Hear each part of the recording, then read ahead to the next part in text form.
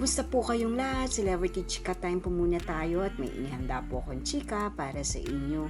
Tara po't magchikahan na po tayo.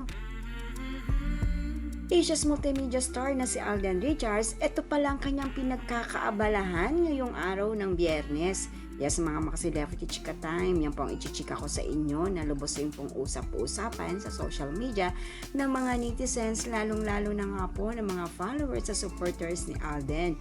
Abay, tunay naman nga pong napaka-busy ng ating Asia's multimedia star.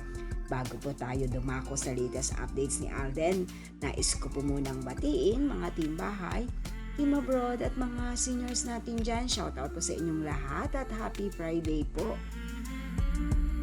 Tunay naman nga kung kahit gaano pa kadami ng trabaho o kabisi ang Asia's multimedia star, ay nagagawa pa rin po nitong mag-workout o mag-gym.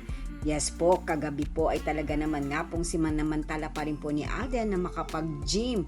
At ayan nga po, kitang-kita naman po natin ang ganda ng kanyang pangangatawan kung kaya't naging daily routine na rin po ni Alden ang pag-workout.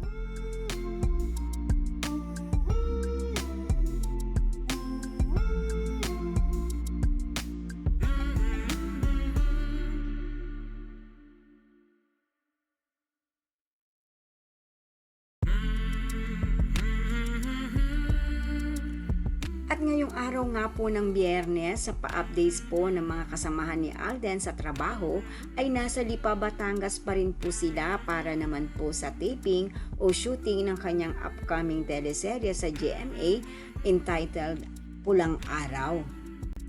Yes po, pinaka-aabangan na nga po ito ng kanyang mga followers at supporters ang mapanood ang pinakabago o latest na teleserye ni Alden sa GMA.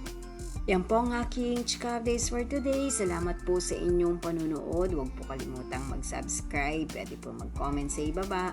Basta wag lamang po harsh o nakakasakit sa isa't isa. Salamat po muli. Spread love, not hate.